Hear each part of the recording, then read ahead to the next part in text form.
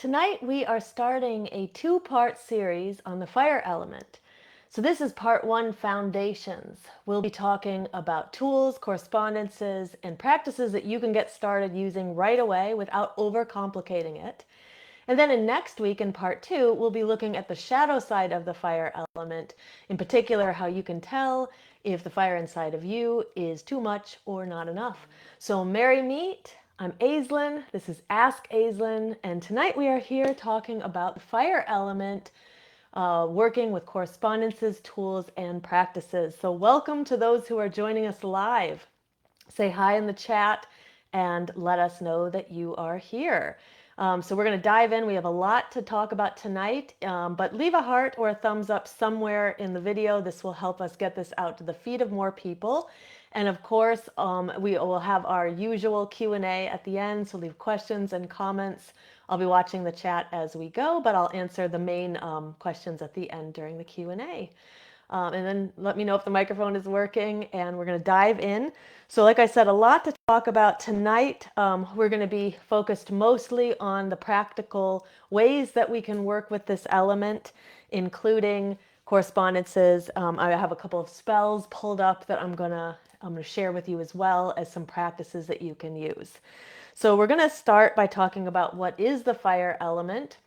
So the fire element is one of the 4 or 5 elements within us, depending on which system you're using. In some systems, they add the element of spirit.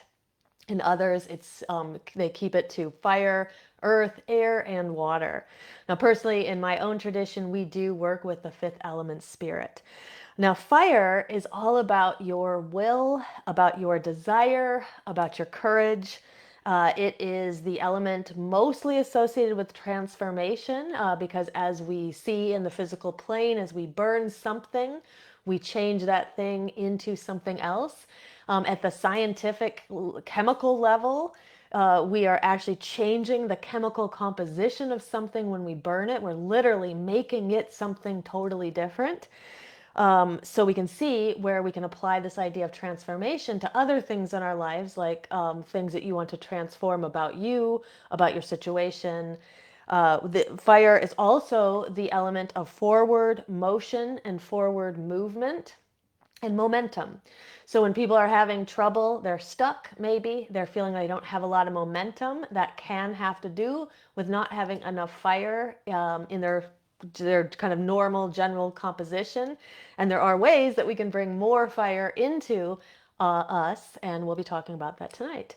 So fire governs, like I said, our motivation, our confidence, our ability to take action. It is also about our momentum. It is also connected to our passion and our desire. So sometimes people are having trouble finding passion in life, finding something that they love, that they want to pursue. And that can be a lack of fire element. But just because you have a lack of an element doesn't mean that you can't do something about it. It just means that we're going to have to make more effort in order to bring that element into where we are. Fire is also connected to creativity, though I also believe that creativity is also connected to the water element, because in order to be creative, we really need to be able to let go and kind of flow with the energies around us. But fire is the spark of creativity. Fire is also about alchemy and transformation, like I mentioned before, changing one thing into another thing, and whether that is something on the physical plane, something on the mental plane, something in the emotional plane, or something in the spiritual plane. And fire is also about our vitality and our life force. It's the heat, it's the spark within us. In our chakra system, the element of fire is connected to our solar plexus, which is found right at the center of our body, just slightly above your navel center.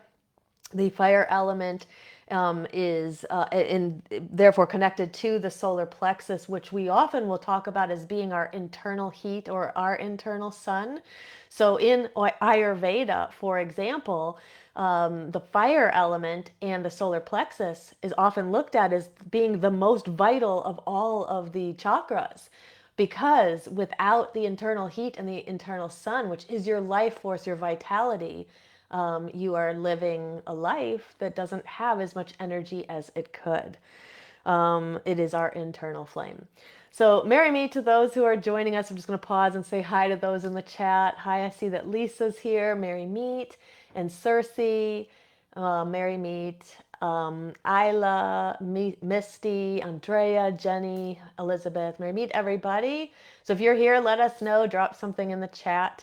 And also, let us know how fire shows up for you. Do you feel like you have enough fire element in your life, or do you feel it's lacking? So maybe you don't know how to even tell. So here's how we can think about the fire element and how to know whether it's balanced, it is excessive, or it's deficient in us.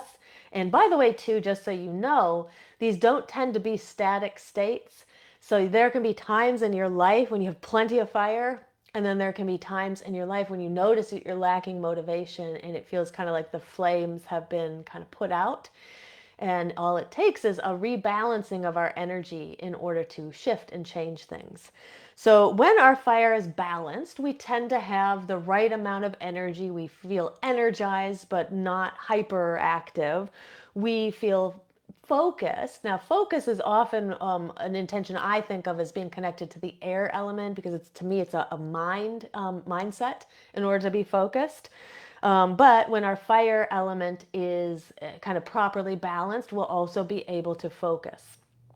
We may feel brave when the fire element is balanced. We'll feel warm, whether that's in our emotions or just in our general everyday being.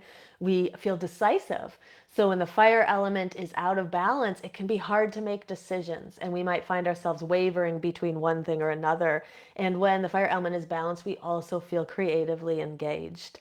Now, if you have an excess amount of fire, it may show up as impatience. So I always think of, like, I'm an Aries sun with many other planets in Aries. I have a lot of fire already in my astrological chart. So I kind of think of like the more negative side of the sign Aries. Those attributes are often what happens when we have an excess amount of fire. So there will be impatience. There might be reactivity. So maybe normally you are able to pause and take a breath before you react. But when your fire is excessive, then your reactivity is going to be kind of, you're going to be reacting much more quickly and maybe without thinking, right? You may feel more irritable when your fire is excess. You may have a compulsion to act. So instead of thinking things through, you're just compulsively doing things. You may find yourself feeling like I'm having trouble reading what I wrote here, that everything is urgent. Rather than being able to kind of wait it out. Everything seems so urgent and needs to be acted on right away. So these can be some ways that we know that fire is out of balance. You may also experience burnout because if the fire is burning too hot, then eventually we kind of burn out, and then that can lead to fatigue. So these are kind of ways that we would know that fire was of excess for us. Now, how do we know if fire element is more deficient? Well, when fire is deficient, we may feel stuck. We are unmotivated. We can't figure out how to get out of it. Like, I think of like a car stuck in the mud, spinning its wheels, is sort of like when we have deficient fire. We don't have enough ignition. We don't have enough heat or energy to move the car or to move ourselves. We may find ourselves avoiding things when we have a deficient amount of fire energy. We may find ourselves with low motivation. We may lack confidence. We may find that we're in like a creative freeze or feel creatively blocked when that spark isn't quite there. And we may have difficulty committing to things, so we're sort of wavering back and forth. We can't make decisions because we don't have enough of that motivating energy of fire. So fire is not about being intense. So sometimes people think that, like, I don't know, think of like Aries people sometimes are very intense.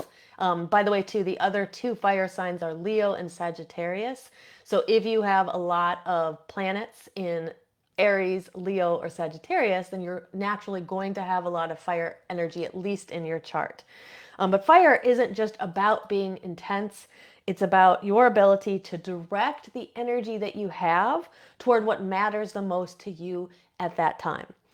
And to keep it moving so it doesn't just fizzle out. So you may find that you have great amount of ability to kind of direct something, but then it quickly sputters and fizzles out. Fire energy is the energy that sustains that forward motion. So let us know in the chat, whether you're live or watching back later. Share, does fire feel for you right now? Does it feel like it's pretty balanced?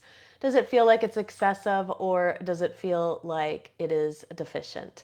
And also, while you're putting that in the chat, I do want to make a note that it's not uncommon. In fact, it's actually quite usual. It's quite normal for you to feel like you kind of resonate with things on all three lists. Because the way all of this works is, we're always, with most things in life and most things in witchcraft, we're kind of aiming for some balance in the middle. And what will happen is something will happen to us. We will get knocked off center, and we may be knocked off center into the more deficient side, for example. And then we will sort of either consciously or unconsciously realize that we are out of balance. We'll do things to shift where we are to try to bring us back into balance, but we may do too much. And then we may bring ourselves over into the excessive side. So it's very, very common and natural and normal for us to basically shift back and forth over that center. And our work is just looking to find that center to eventually balance all of the elements. But knowing that it is a kind of a work in progress. It's not something that we just do once and it's done. It's something that we will continually work on. Just like working out. You don't just work out once and you're like, okay, we're done. Right? We work out throughout our lifetimes. We keep our body moving. So I see some people saying that they have some planets in some fire signs. Lisa is a Leo. Elizabeth said she has Mercury in Aries. I also have my Mercury in Aries. Sometimes your Mercury and your Venus will be in the sign of your sun because they follow the sun very closely in the astrological chart, but not always. But I have an Aries sun, Mercury, and Venus all at once. And Lisa says she feels deficient with a bit of excess thrown in. So to me, what that would tell me when someone says that is that they're working on balance. That's why they're sort of like, she feels a little more deficient, but she's got some excess because she's compensating, right? She's trying to come back to center, which is exactly what we're trying to do here. So others, let us know how does the fire element feel for you? Okay, so I'm going to go on now, moving on to correspondences. So correspondences, but you can keep keep it coming in the chat. It does help us with the engagement and the algorithm and everything. So fire correspondences. So correspondences to me are like a language that we use. It's a vocabulary that we learn, and it teaches us how to use certain energies. So we learn the correspondences of the different elements. We learn the correspondences of different planets. We learn the correspondences of deities, of days of the week, of months of the year. And when we build that language as witches, we become more effective at understanding how to do spell work and practices. When we feel out of balance, if we know correspondences, then we know how to bring ourselves back. So let's start with direction and timing. So for every element, there is a direction, and there are specific times that element is more pronounced. So the direction of fire is generally south. So I'm giving you the most common correspondences, but I also, with everything that I'm about to talk about in this section, really make this resonate with you. So if you have a different direction for south, then it's best for you to follow what feels the best for you. But commonly, we use south as the direction of fire. Now, if you think about it, most of these correspondences are set up from the perspective of someone in the northern hemisphere. And so where are the warmer places? They're to the south. Now, if we were a witch down under or in the southern hemisphere, the south would actually be, let's see, it would actually be, to south would actually be the South Pole. I'm mixing it all up. But basically what would happen is that your equator would actually be towards the north of you. So it would feel mixed up and upside down. Um, but generally in the northern hemisphere and in common practice, we use south as the direction of fire. Now, other timing, midday or the peak of the sun, so noon would be the time that would be most associated with fire. The fire element would be noon. Summer, as the peak of the sun's energy, would also be connected to the element of fire. And then also, I kind of think of like the full moon as connected to the fire element. Not everybody does, but here's my explanation for it. So I think that so like when you look at these other associations, so noon as being the peak of the sun's power per day, you can think of summer as being the peak of the sun's power during the year, and then during the month, the peak of the moon's power is at the full moon. So it's just an association I make. I find that there's more motivating energy during a full moon, but not everybody makes that association. So I'm just leaving that for you if that resonates with you. So the other thing to think about too is when are other instances in your life where fire could feel more potent. So you will either want more fire or you will draw upon more fire when you need courage and when you need confidence. So that's when fire can be more potent in your life. When you want to take action after you have done too much thinking. So thinking is connected to the air element, and we actually need to think and plan things out. But when we do too much thinking, it can get us stuck in our heads, and then we're not actually doing the forward motion. So the fire element can then help us to move forward, right? When you need creative momentum. So let's suppose you're stuck. Let's suppose that you are trying to bring in more creativity. Maybe you've already been working with the water elements. So you can kind of practice being able to kind of fall into flow, go with flow better. But you're still feeling like you're sort of stuck and you need that spark, then that would be the creative energy of fire. When you need protection with clear boundaries, fire can be used for protection. Any element can be used for protection, but we'll talk about specifically later about how you can use fire and protection. When you're ready to transform something, not just analyze it. So sometimes we want to analyze it. And analysis has to do with the air element in our mind, but sometimes we want, once we've analyzed it, we also want to transform that thing, and that's where we can bring in the fire element. Now, there are also colors that are associated with all of the different elements. So when it comes to fire, the classic colors are going to be red, orange, and yellow, and gold.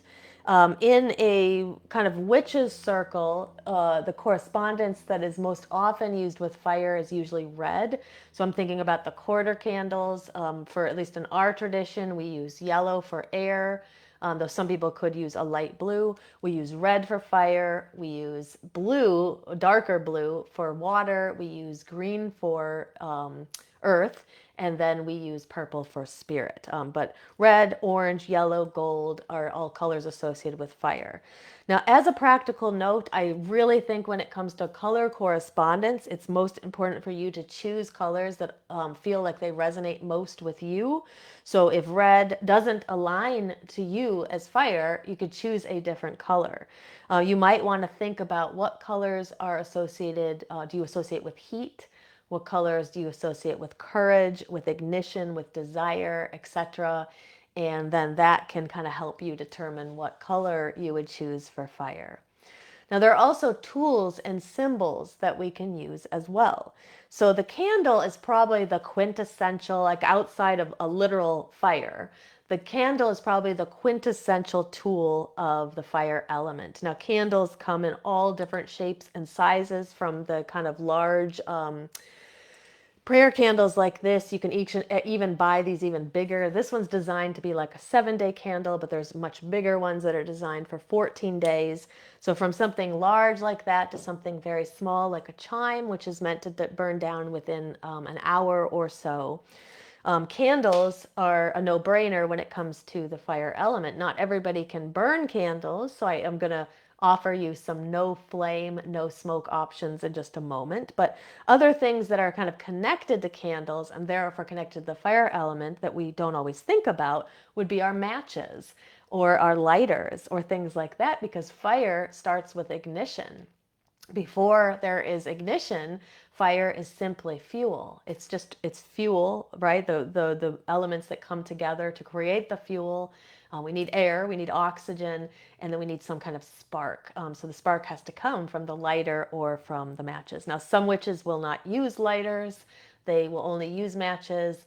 I personally think the fire wands are fantastic, especially when you have large candles like this that you're using and lighting over and over, and they get down really low like this. Super hard to light this many other ways unless you have really long matches. But always a matter of taste and choice for you. Um, I did want to mention a word about candle colors. So again, every color can be associated with an intention. So like I showed the black candle here, a person could be using this for releasing, for banishing, for protection, whatever colors are associated, or whatever intentions are associated with black.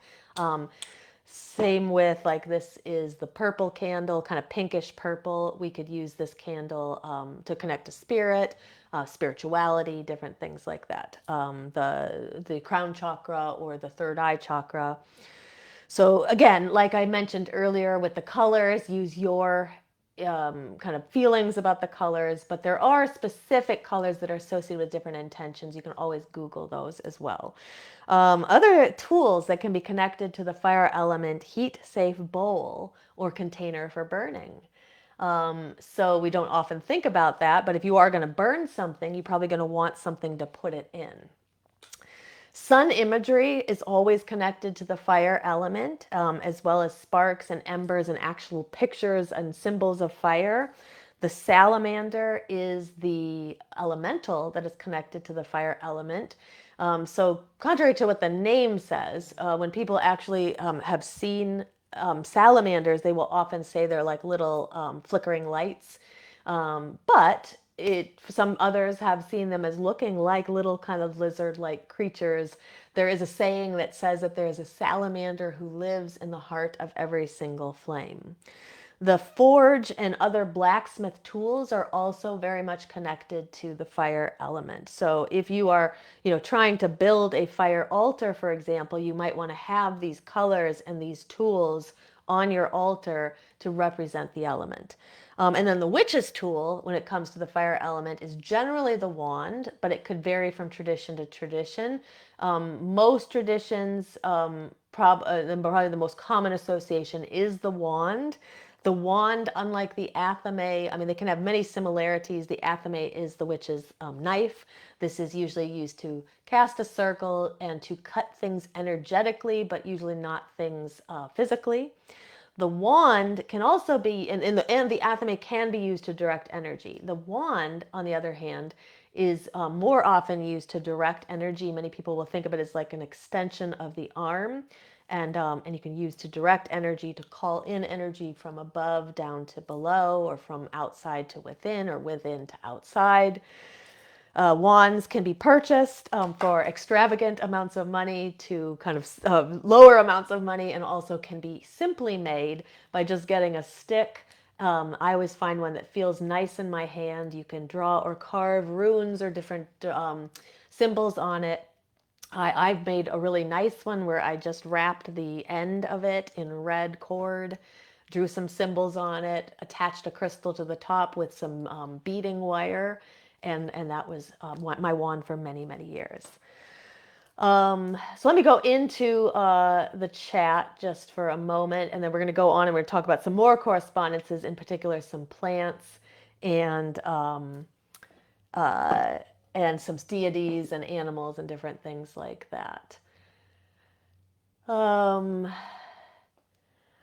let's see here, and welcome to Debbie as well. So Debbie says, would fire be when you are ruminating? I think that rumination would usually be the air element, because it's rumination happens in our mind, and the fire element could help get us unstuck from that and get us moving forward.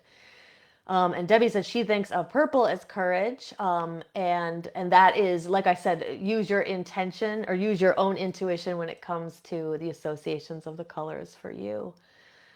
Um, Okay, so, but keep the chat coming. Keep it coming in the chat. I'll be checking in periodically. Elizabeth said her wand is a sycamore stick. Yeah, absolutely. And you don't even have to do the elaborate thing I did where I carved things into it and made it a handle. I mean, you can literally just use a stick that you pick up and feels good in your hand.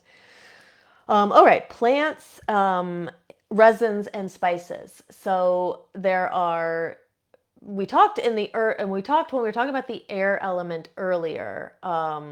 We talked about different herbs and spices that were connected to air. So now we're going to talk about, and by earlier I mean in a previous episode. But now we're going to talk about those that are connected to fire. So the herbs and resins that are connected to fire tend to be very warming and or stimulating.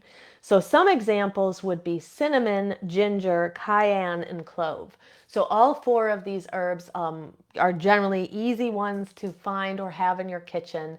Very warm, very stimulating.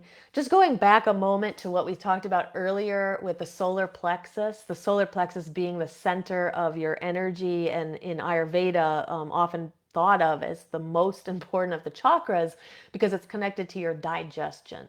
Without good digestion, your ability to transform prana, which is life force energy, which is in all the things outside of us, including our breath, but prana is also found in all the foods that we eat. So if we don't have a strong internal fire, we're not actually burning the prana and utilizing it in the most efficient way. And so these herbs, what's interesting is that herbs that are stimulating, especially like ginger, are very, very good for your digestion. And they're also connected to the fire element. And when your digestion is strong, then you are going to have more vital energy, which is also connected to fire. So something to really think about with the fire element, which is something we don't often think about. We're just thinking about kind of witchcraft practices, but like, how is your digestion? Is it good? Weird questions to think about, but do you go to the bathroom? Do you poop every day or every other day at least? Or you have problems there? And these would be indications that your digestion is not as optimally running as it could be. And it would be worth thinking about how you would bring that back into balance. And that could be one of the easiest ways to balance the fire element that we literally don't even think about. Um, uh, Now, from a more magical perspective, cinnamon, cayenne, ginger, those more heating spices are also connected to courage and to movement. And so we can move and see, and within our bodies, they're also connected to movement, right? Just the moving of food. Basil is also a very hot spice that can be used to connect to, or it's a heating spice, I should say, though some might say it's cooling because it is connected to mint.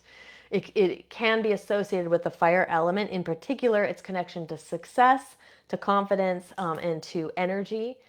It can give us an energetic lift, and then it also has that added bonus of being connected to money and being able to draw in money. As far as resins, because of the fact that they have to be burned, they are generally connected to the fire element in general. But two that are very much connected to the fire element are frankincense and dragon's blood, both of which are two of my very favorites. Dragon's blood, in particular, I love for all intentions, but it's really very protective, which and then connects to the fire element. So let us know too in the chat. So like my list is very limited. You know, we don't have a lot of time to spend on each of these topics, but let us know in the chat what herbs do you use to connect to the fire element. Now, I do want to mention here, because we're talking about kind of burning things, is there are smoke-free alternatives that you can use, smoke and fire-free alternatives that you can use to, so these would be tools that are connected to the fire element, but allow you to do so without burning. So using an LED candle, a lot of people don't even think about this, but if you live in a place where you can't burn things, an LED candle can be a good choice, a good option to try. There's a lot you can do with it. You can turn it on. You can even gaze into the flame like you were candle gazing. A cup of hot tea infused with an intention and putting your hands around it and allowing that heat to transfer into your hands and then into your body is also a way to work with the fire element without ever having to burn anything. And then, of course, there's also sunlight, which we sometimes forget. Heated bath. So we will connect the bath to the water element, rightfully so, but the heat of the bath also allows that heat to transfer into our bodies, and that is transferring fire energy into us. And then also another thing we don't often think about is movement, because movement creates heat. And so things that you do that make movement are also going to create heat. So I'm going to move on to stones. So a few stones that are connected to the fire element, they tend to be red, yellow, orange. So carnelian is a really nice one. It connects to motivation and creativity. Garnet can connect to drive. It's very motivating. It's also kind of, some people think it's connected to kind of blood. So it has like vitality in it as well. Sunstone is a really beautiful stone I only recently started working with. It's good for confidence, joy, and personal power. Jasper can come in many different colors. When you have the red version of jasper, red jasper is connected to strength and to fortitude.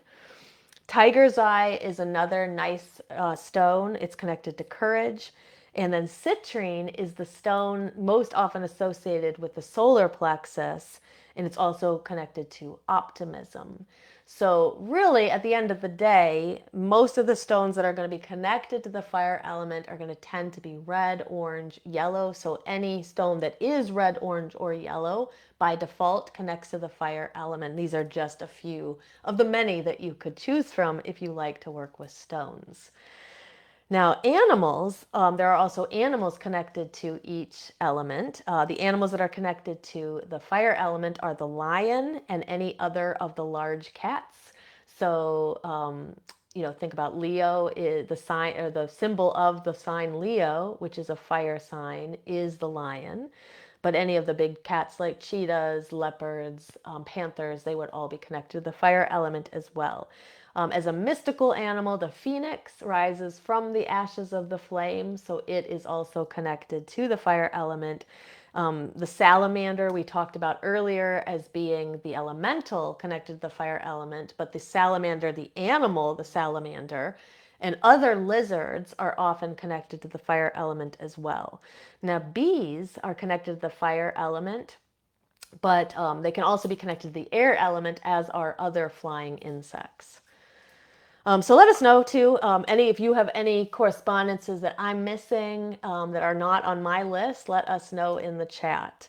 And then I wanted to also, before I kind of move on from correspondences, I wanted to talk about deities. So there are deity archetypes that are connected to each element, and then there are also the actual deities. If you work with deities in your practice, you may choose to work with the archetypes or with the actual deities. Now, the archetypes that are connected to the fire element are the hearth goddess, or the goddess of the flame of the home. Gods and goddesses connected to volcanoes. Solar deities, which often tend to be gods, but there are a few solar goddesses.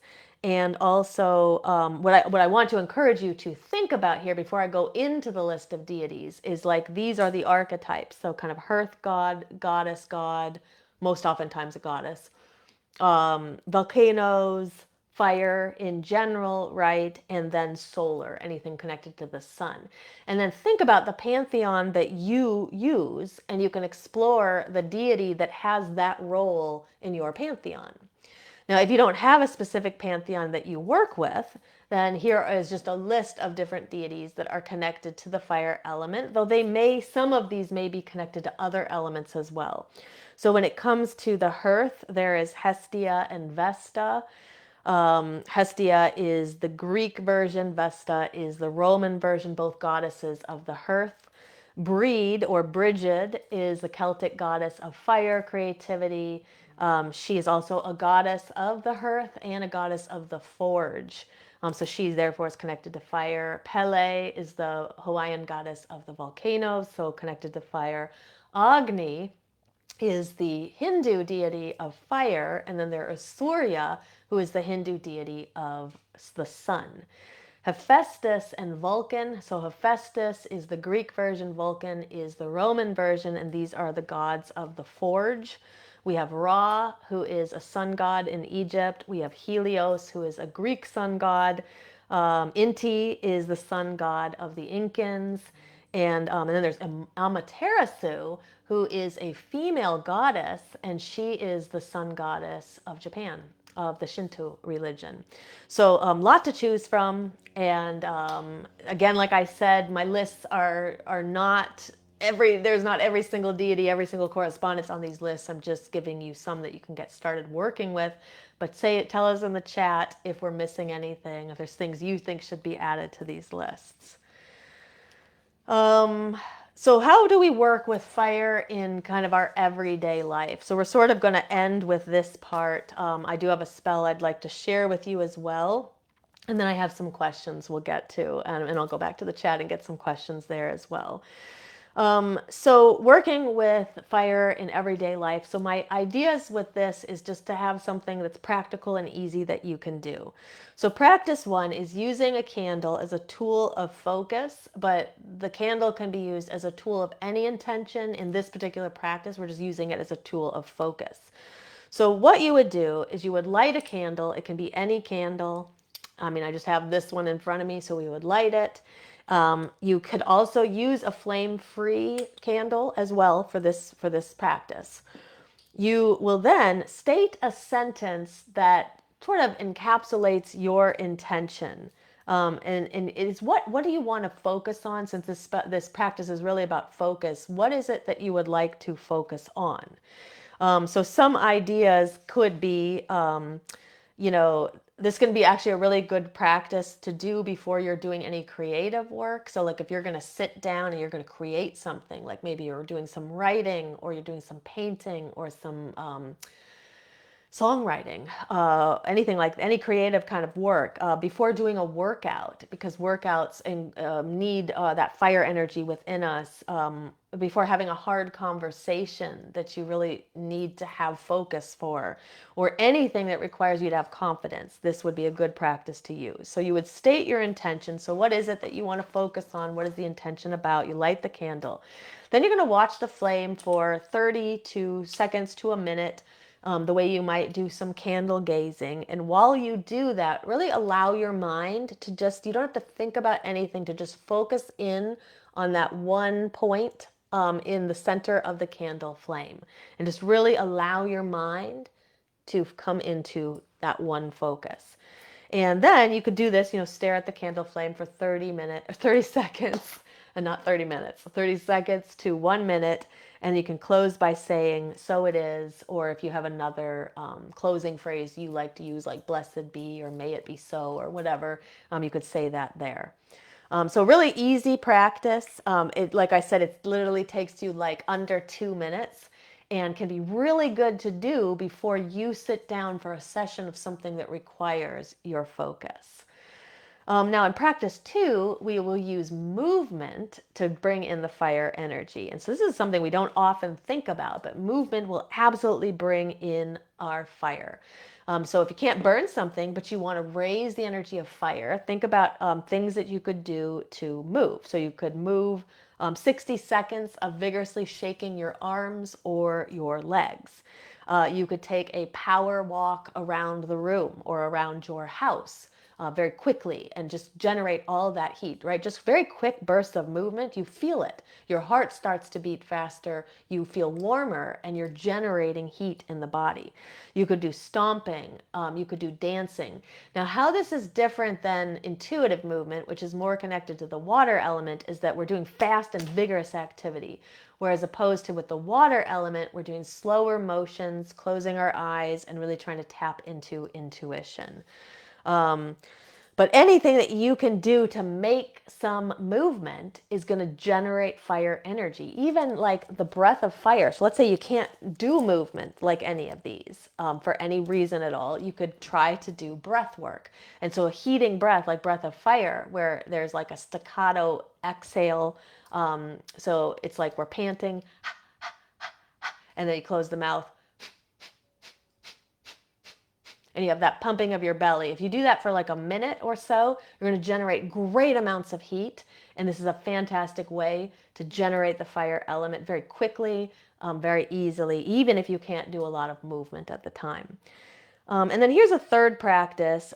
So this is using heat as the carrier of your energy rather than the movement or the actual flame itself. So we spoke about using heat. Fire carries its intention through heat as well as through the spark and the light that you see. So some options would be, like I mentioned earlier, to take a warm mug, really hold it in your hands, a name and intention that you would like to call in, and then just sit with the mug of warm tea and just let your hands absorb that heat. Another thing that you can do is take a warm shower. Now, how this is going to be different, or a warm bath, and how this is going to be different than like when we're tapping into the water element, is that when we're doing it with the water element, a lot of times we want the water to cleanse us, to kind of wash away some kind of energetically stuff that's kind of stuck to us. But with the warm shower or the warm bath, you're visualizing the heat kind of your body absorbing the heat, and that heat igniting your inner spark. So if you need confidence, if you need strength or something like that, you lie in a warm bath, sit in a warm bath, stand in the warm shower, and just imagine that heat being absorbed by your body and igniting your inner spark. You can even think of your inner spark as being at your solar plexus. So I think that these practices can all be really nice for people, especially when it's not really accessible for you to be burning things for any reason. We can also use fire for cleansing and protection. As far as cleansing, we can use a candle to cleanse an object. We could use the heat, or I should say the flame of the candle, to cleanse an object. So essentially what you do, we don't have this lit and I don't have a lighter nearby. But you yourself, I like to sometimes just bring my hand close to the flame to absorb that heat as a way to just simply cleanse my own energy through the fire element. You can cleanse anything by kind of bringing it close to the flame. Now, what you want to be careful of is that if what you're trying to cleanse is something flammable, you don't want to bring it very close. I mean, you just want to bring it near it, but you don't want to bring it right onto the flame. Whereas there might be other things that you don't mind actually bringing in and out of the flame. So you got to use your judgment and consider what is going to be the safest for you. Always practice safety when using the fire, working with the fire element, because of all the elements, like any element can cause calamity, right? Earthquakes, connected to the earth, right? Hurricanes connected to the air element and the water element, tsunamis, wildfires connected to the fire element, obviously. But within your own home, practicing with elements, it's really hard to see how we do something really cataclysmic when we're using like the air element, for example, like we're blowing on our hand or burning a stick of incense, like unless we like lit something on fire. But with the fire element, we have to be more careful because there is real risk. So just always safety first, especially if you are somebody who has a lot of fire energy in you. Those type of people tend to have bigger flames. So just be careful is all that I'm saying here. And then there also is another way as you're kind of bringing your object near the flame, You can think or say out loud, burn away what doesn't belong. Or, I'm removing the energy that doesn't belong here through the element of fire. So you can come up with some other phrase like that. And then you can also do something similar with sunlight. You can cleanse anything through sunlight. Um, you can leave stones and crystals outside if you want to cleanse and absorb them with the sun. And you can leave any objects outside, your athame, your wand, anything that you want to absorb that solar energy. Just make sure that you bring that object in before the sun goes down, because otherwise it will also then start to absorb lunar energy. Okay, so there's also a little protection kind of practice that you can do with the fire element. So you can imagine a boundary of heat radiating around you. And this is a really nice protection kind of practice to use when you're trying to build a boundary so that you keep certain things out and you keep your own energy in. So if you're an empath, if you're somebody who is very energetically sensitive, you feel like your energy kind of leaks out of you to all these other people and places and things, this could be a nice practice for you. So just imagine a warm line being kind of drawn around your body, and then have that line have one clear intention. So sometimes for people, the intention is as simple as no, right? Because whatever that boundary creates, that heat boundary around you, and then anything on the outside that you're not willing to bring inside is just a no. That doesn't enter, or that doesn't belong. That could be another intention. I'm not available for that right now or ever.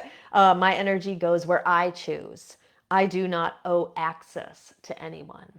And so you can come up with a way to, kind of put that into words, what your intention is going to be, and then just imagine building that heat boundary around you, and what stays in, and what you don't want to come in stays out. Okay, so I did want to, before we end and go into the Q&A, I did want to just mention a spell. So this is a nice spell for courage. So if you're trying to find some courage or some strength, let me just pull it up where I had it pulled up for you. So this is a good spell for courage, confidence, and forward motion. So just kind of think about like those times when you feel like you need more energy, you need, in particular, you need the energy of courage and strength, or moving forward, or momentum. So all that you're going to need is a candle or a flame-free version of a candle, paper, pen, and then if you would like to dress the candle, what I would recommend doing is dressing the candle with one of those heated fiery herbs. Like cinnamon is always a nice one because it's easy. It's usually in your home. You could also have a stone with you, like carnelian or tiger's eye, for example. So what you want to do to start is, on the piece of paper, you want to write down one sentence that carries your intention. So it can be really simple, like, I take courageous action toward, and then you just fill in the blank, whatever it is you want to put that action towards, or you need the courage around. So you really want to keep the intention as specific as you can and as doable as you can, as realistic as you can. Now, from there, what you can do is you can dress the candle if you want. Now, the way to dress a candle is, if you have a candle, like when the candle is poured inside of this, it's harder to dress it. You can always put like herbs like inside of here. You can dress the wick with some oil. If you have a candle that is not poured into something, what I usually like to do is I dress the candle with the oil. So I just put some of the oil between my fingers, rub it into the candle, get it into the wick. I rub it all the way down to the base, and then sprinkle some of the herbs on a piece of paper, and then roll the candle in the herbs. And because the candle has the oil on it, it's going to pick up those herbs, and I just roll it back and forth until I get all of the herbs on it that I can. And then you put it into its holder and you burn it. Now, just be careful when you dress the candle with herbs. You have other things there that are going to light on fire, so you need to be more careful about watching it as it burns. The flame can get a little crazier than just a normal candle, so just be aware of that. You're going to light the candle and then say, ignite courage, ignite action. And just keep it really simple. And you can change that up if you prefer something different. And then what I would do is I would kind of stare at the candle flame for, again, like that practice earlier, 30 seconds to a minute. really take some really nice deep breaths. Imagine drawing that fire energy into your body with every breath you take. And imagine drawing that energy into your body and then down into your solar plexus, and just have it rest there. Imagine, you can also then imagine it from the solar plexus traveling to other parts of your body and just filling your entire body with the energy of courage, of confidence, of motivation. Afterwards, what you can do is you can let the candle burn all the way down if you'd like, or you can extinguish it if you have to, like, if you can't watch it or you don't want to leave it burning unattended, then you can just put it out and you can relight it at a different time. You can always relight it over the course of like 3 nights or 7 nights if you want to do a week-long spell. But really nice spell, I think. You can also write that intention somewhere. You can later turn that intention into a sigil if you want. There's a lot of things you can do with it. So we're gonna wrap it up now, so we can go on to the Q&A. But just a few takeaways as we kind of end this portion of the episode. Now remember that fire is about your will, it's about your desire, and it's about directed action. It's about momentum. It's about moving forward. It's about transformation. Remember the correspondences, they are a vocabulary, they're a language we use, they're not a shopping list. So you're not meant to go out and buy all the stuff that I had on the list. You're meant to really think about, like, when you want to tap into the element of fire, that's the language that you use, is the correspondences, and you that's how you learn how to do it. Another thing that to remember too is you don't need these big, spectacular, magical workings for them to be effective. A fire practice that is done consistently will build real motivation. So that one practice, that focus practice I mentioned, where you just light a candle for 30 seconds, stare at the flame, say an intention of what you want to focus on, and then put the candle out. If you did that every single night, or you did that every other night, that is going to consistently build the fire element within you. So let us know in the chat, like, where do you want more fire in your life? Do you need more courage? Do you need more creativity? Do you need more motivation, more boundaries, devotion, which is also connected to fire? So let us know in the chat. And then we also have to look forward to next week. We're going to be doing part 2, where we're going to dive into the fire element from a different direction. This is looking at the shadow side of the fire element. So we're going to look at what happens when we don't have enough fire, when we have too much fire. We're also going to look at how we can work on our shadow work while using the fire element. So I hope that helps. I hope that you enjoyed that episode. And so now we are going to turn our attention to the questions. So put them in the chat if you have any questions. I'm happy to answer those. And then I have a few that were left for me, so I'm gonna start with those. Put them in the chat though. Anything that you want, that you're wondering about. It doesn't have to be related to the fire element. It could be anything related to shadow work, witchcraft, or energy work. So this first question, this one was actually left kind of last week, right after the episode, so it didn't make it into last week's episode. It's making it into this one. But this is a question from Sherry. She said, how does a person protect themselves from all of the chaotic energy that's encompassing the world right now? She says, my little grounding rituals are just not doing the job. So good question. I doubt she's the only person wondering this. There is a lot of kind of chaotic energy right now. There's a lot going on. And so what we might notice when this happens is that our normal practices that usually work, they are not working quite as well as they used to. That usually has to do with the fact that there's more energy that is kind of competing for our own energy, and that's pulling us away in more directions than we realize. And so those practices that will usually fill us up or kind of support us or ground us when things are normal, they're just not enough. So I would say she's already doing grounding. Anybody who's also listening to this, if you're not doing grounding, grounding is one of the best things you can do when energy is chaotic and scattered. That's too much air. One way that we can combat that is through is through grounding, is through more earth energy. So more grounding practices more often can very much help. I think breath work can also be very good at anchoring and centering people. If people do not have a regular breath work practice, this is a great time to start one. For somebody who's feeling like the energy around them is very chaotic, I would recommend breaths that are grounding and stabilizing. So the healing square breath is a really great one. This is where you breathe in for a count of 4, hold it for a count of 4, breathe out for a count of 4, and then hold it for a count of 4, and you just cycle through that. So it has kind of that 4-part, which is why they call it the healing square breath. So that's a really good one. Another really grounding breath, or I guess I should say calming breath, is the Satali Pranayam. And so this is a breath that actually combats fiery energy. So we were talking, this whole element was about fire, but sometimes too much fire and too much air is creating the chaotic feelings around us. And so in Satali Pranayam, we bring in more of the element, more cooling energy.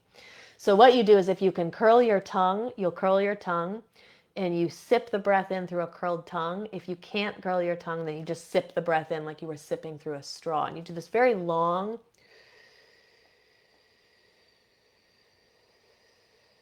like a super long inhale, and then you close your mouth if you're able to, and then you exhale through your nose. And you do several rounds of that. It can be super cooling and super calming. And I think that might also help with the feeling of the scattered energy. So I hope that helps, or in this, and due to the chaotic energy around us. Hope that helps. Rachel said, what is the most authentic way to practice without working with a deity? She said, I haven't really felt called to one as my main deity. So the first thing to remember is that you don't have to ever work with a deity. And there are plenty of witches who never work with deity at all. Sometimes witches will work with the archetypal energy of the deity. So I encourage people who come to my rituals, well, we do call a deity in many of our rituals. You can look at it as like working with that specific deity or working with the archetypal energy of that specific deity. So that's one kind of distinction to make here. Um, as far as like what's the most authentic way to practice without working with a deity, it's just the way that you practice. It just doesn't have the deity. So I might be misunderstanding the question, but that's part of my answer is that you never need one. And so just do what you're doing. You may find that instead of working with deities, you prefer to connect to elements, or you prefer to connect to like spirit animals or things like that, or you just prefer to just do your practice and you don't have to even think about that at all. If a person did want to find a deity, there are many ways they can go about that. I would suggest kind of reading mythology and noting which deities are kind of drawing you feel more drawn to, you're more interested in their stories. That's one way to find a deity. Another way to find one is through intention. So if you have an intention, like you're trying to do a house blessing, for example, or you're building a house, or buying a house, or selling a house, or cleaning a house, or something like that, you might connect to deities of the hearth and the home, and then that can be a pathway to discover deities that way. But again, you never have to have a deity, and your practice can always be authentic without one. I will say that there are people who will go long periods of time when they're first starting out, even years, and there's just really no deity, and then one day they kind of get this tap on the shoulder, and then there's a deity that it sounds like they're ready to work with them. So I hope that helps to answer your question. Erilyn said, how do you know if you really have a spirit guide, an animal guide, or any kind of guide?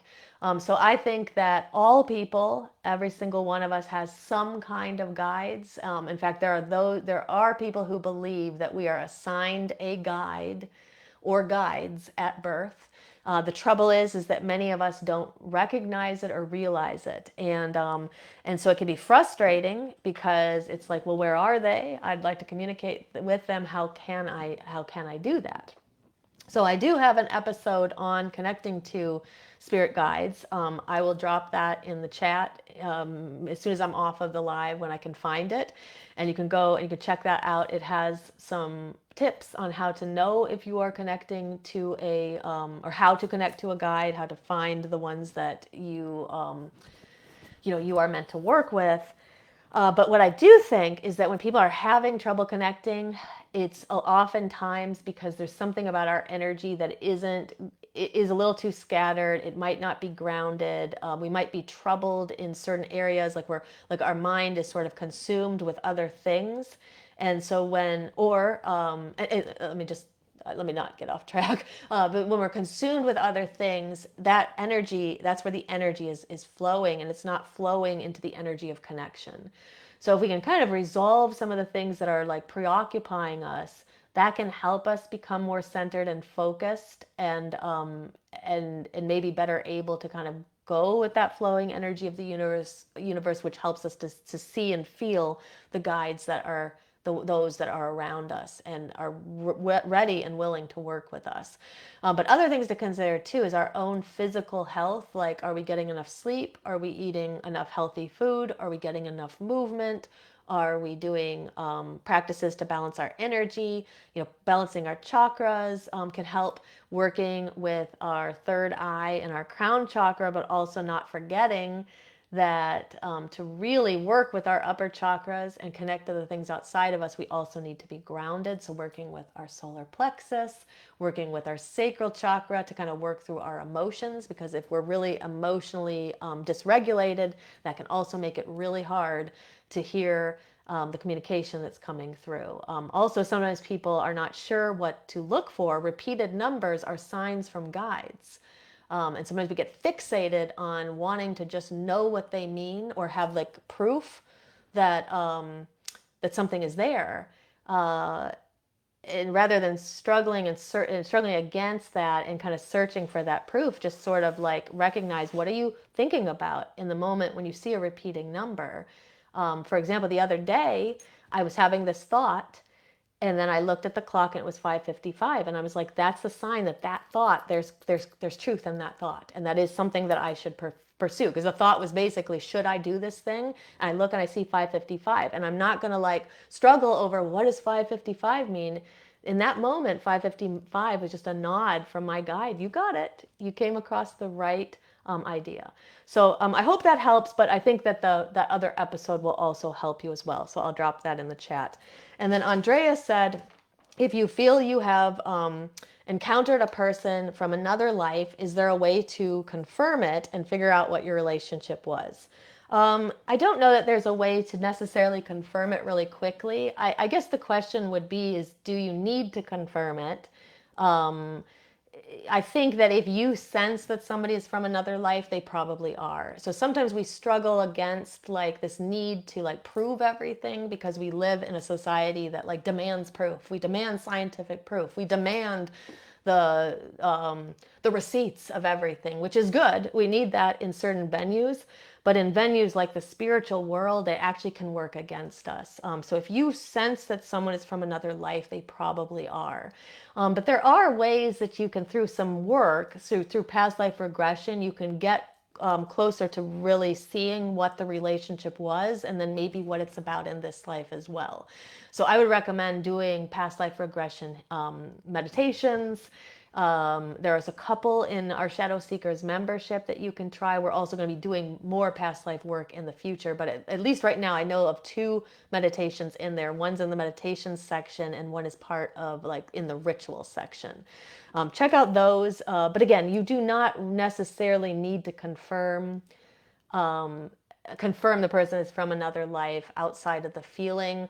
But sometimes it's just like that gut feeling that I've known that person somewhere before, that often means that we've connected to them in another life. So I hope that helps. And check out the meditations. But if there's more you want to elaborate on in the question, let me know as well. I'm going to dive into the chat now, and before we end, let's see if there's anything else here. So I see people talking about like different stones that they like to use and different herbs. Debbie said, would a simmer pot using the herbs associated with fire be a combination of fire and water? Yeah, because you're using the water in the pot. So totally, yep. And Andrea said, Brigid and Helios are the goddess and the god that I work with. So two fire deities. Lisa said constantly burning candles and incense. Those are two of my go-tos. Like candle magic is one of my main go-tos. So I really do love working with the fire element. Um, and candles is often a way that I will do that. And Lisa said I need more motivation. So I think that you'll enjoy. We have an upcoming full moon ritual for those who are in the Shadow Seekers membership. The ritual is about strength and confidence, but motivation can also be an intention for that ritual. So I think that will help you a lot. We're going to be using the fire element during that ritual.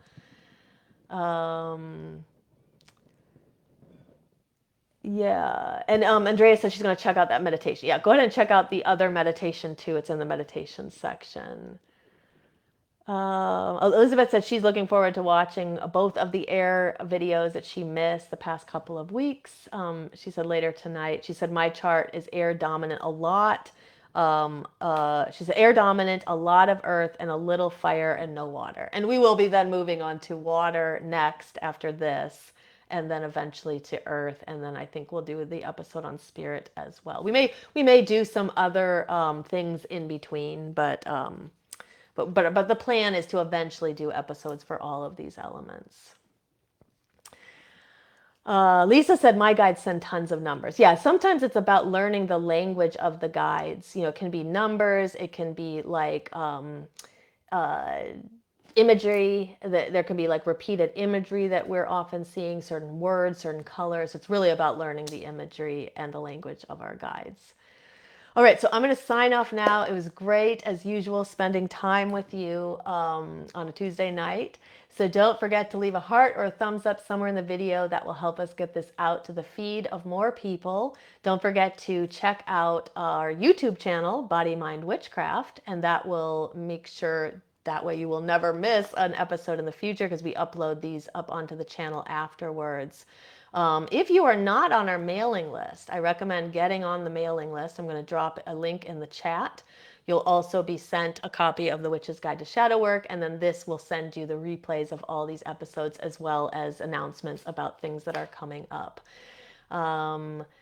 And until next time, blessed be. I'll see you next week as we do part 2 of the fire element. We'll be looking at the shadow side of the fire element. Until next time. Blessed be.